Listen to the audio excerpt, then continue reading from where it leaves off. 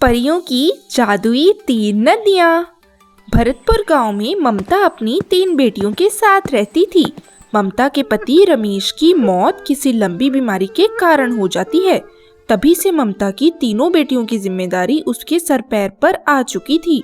ममता की तीनों बेटियों के नाम, बड़ी बेटी का नाम राधिका, एक का नाम ज्योति और छोटी का नाम पूजा था। राधिका अपनी माँ की मजबूरी को अच्छी तरह से समझती थी। वो बहुत ही समझदार और अच्छे दिल की थी। ममता की 2 बेटियां ज्योति और पूजा बहुत ही घमंडी और जिद्दी लड़कियां थीं। उन दोनों को बस सारा दिन अपने दोस्तों के साथ मस्ती और पार्टी करने में ही दिल लगता था।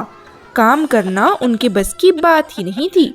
ममता सुबह से घर से निकल जाती और जंगल में खुद लकड़ियां काटकर घर घर जाकर उनको बेचती थी। ममता बहुत मेहनत से काम करके अपना और अपनी बेटियों का पेट पालती थी। एक दिन पूजा और ज्योति ममता से कहती हैं, माँ, आपने हमसे वादा किया था कि आप हमें संडे को पैसे देंगी। हमें अपने दोस्तों के साथ मॉल में घूमने जाना है और हमें उनके साथ खाना भी खाना है। माँ, अब आप मना मत करना, आप हर बार ही ऐसा करती हैं। और देखो ना माँ, हमारे पास पहनने के लिए नए कपड़े भी नहीं हैं।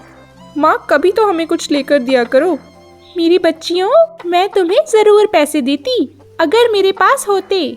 पता नहीं, कुछ बरसात के मौसम के कारण मेरी लकड़ियाँ कुछ ज्यादा भी नहीं बिकती, इसीलिए मैं आज जरूर कोशिश करूँगी कि तुम्हारे लिए अच्छा खाना और तुम्हें देने के लिए पैसे जरूर शाम को लेकर आऊंगी। राधिका ये सब बड़े ध्यान से सुन रही थी कि उसकी माँ सारा दिन काम करके कितना थक जाती है और ऊपर से ये मेरी दोनों बहनें कोई ना कोई नई डिमांड सामने रख देती हैं। ममता रोज की तरह जंगल में जाकर कड़ी धूप में लकड़ियाँ काटती और अपने सर पर रखकर उन्हें गांव में बेचती है। ममता नदी के किनारे पर जा रही होती है कि अचानक उसका पैर फिसल जाता है और वो गिर जाती है। उसकी सारी लकड़ियाँ नदी में गिर जाती हैं। हे भगवान, ये क्या हो गया? तू मुझसे किस जन्म का बदला ले रहा है? मैंने तेरा क्या बिगाड़ा है? मेरे घर में पहले से इतनी तंगी है, ऊपर से जो काम करूं वो भी सारा का सारा खराब हो गया। मैं अब अपने घर जाकर अपनी फूल सी बेटियों को क्या जवाब दूंगी कि उनकी माँ उनके लिए कुछ भी नहीं कर सकती। उदास होकर ममता घर वापस जा ही रही थी कि एक बहुत ही अमीर औरत अपने घर का बासा खाना कुत्तों को खिला रही थी। तभी ममता उस औरत के पास जाकर कहती है, मैडम जी, आप इस खाने में से थोड़ा सा खाना मुझे दे दीजिए। मेरी बेटियां सुबह से भूखी बैठी हुई हैं। हे भगवान, इतनी मजबूरी है? ये खाना तो बासा है। तुम ऐसा करो, मेरे घर में चलकर कुछ काम करो। मेरी काम वाली आज काम पर नहीं आई है और मैं तुम्हें खाना भी ताज़ा दूंगी और काम करके पैसे भी दूंगी। ममता खुश हो जाती है। वो घर में जाकर सारा काम करती है। तभी वो शाम को खाना लेकर और काम के पैसे लेकर घर जा रही थी कि अचानक उसको कार से टकरा जाने से काफी चोटें लगती हैं। किसी भी तरह वो घर आ जाती है। राधिका अपनी माँ को देखकर बहुत घबरा जाती है।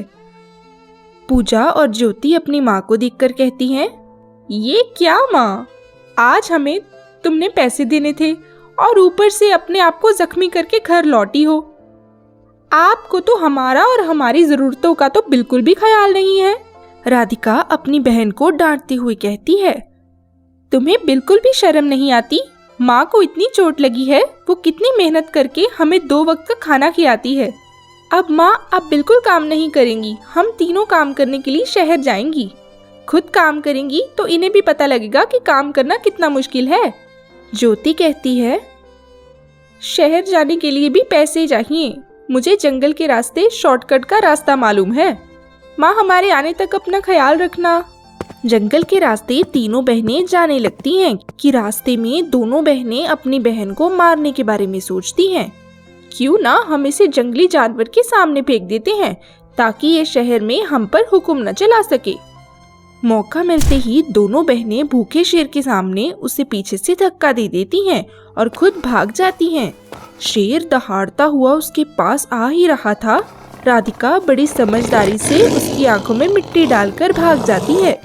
दोनों बहनें हैरान हो जाती हैं, ये राधिका बच कैसे गई? तभी वो जंगल की नदियों के पास, वहाँ 1 या 2 नहीं 3 नदियाँ थी। पूजा कहती है, क्यों भाई राधिका, इस 3 नदियों को कैसे पार करें? तभी वहाँ बहुत ही खूबसूरत परी आती है। देखो लड़कियों, ये कोई साधारण जंगल नहीं है, ये जादुई नदियों का जंगल है। तुम तीनों को एक एक नदी चुननी होगी। पहली नदी में सोना चांदी, दूसरी में हीरे मोती और तीसरी में तुमको एक रास्ता मिलेगा जिसमें परियों की सेवा करने का मौका है। वो परियां बहुत ही मुश्किल में है। ज्योति कहती है, सेवा आज के जमाने में कौन करता है परी जी? मैं तो पहली नदी में जाऊंगी, सोना चांदी से बड़े ऐशो आराम से जिंदगी बिताऊंगी। पूजा दूसरी नदी को चुनती है। राधिका कहती है, मुझे सोना चांदी हीरे नहीं चाहिए, मैं तो परियों की सेवा करके पुण्य कमाना चाहती हूँ। पैसे का क्या है, आज है कल नहीं है। तीनों बहनें अलग अलग तीनों नदियों में किश्ती में बैठ जाती हैं।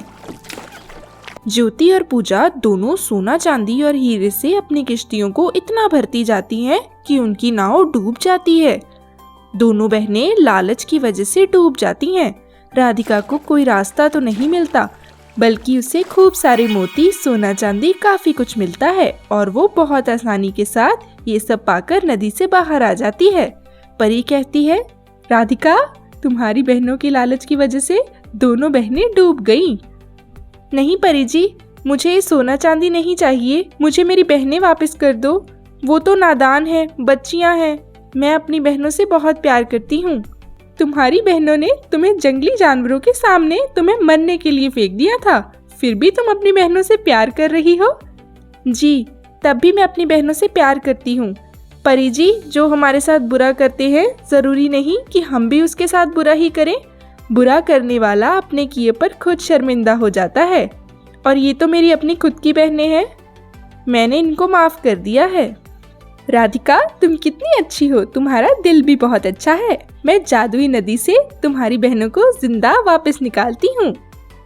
तभी ज्योति और पूजा वहाँ जीवित बाहर निकल आती हैं और खूब रोती हैं और अपनी बड़ी बहन से माफी मांगती हैं। दीदी, अगर आज आप हमारे साथ नहीं होती तो हम बिल्कुल भी जिंदा नहीं बचती। और आगे से काफी सुधर भी जाती हैं। परी राधिका को वो नदी में से जो सोने हीरे मिलती, सब कुछ उसे दे देती है और वहाँ से चली जाती है। तीनों बहनें अपने घर आकर माँ को सब कुछ बताती हैं और अपनी माँ के साथ बड़ी खुशी से रहती हैं और उनका खुद का अपना घर, सब कुछ उनके पास होता है। तो दोस्तों, कैसी लगी आपको हमारी यह कहानी? ऐसी ही मजेदार स्टोरी सुनते रहने के लिए हमारे इस चैनल को सब्सक्राइब कर लें। धन्यवाद।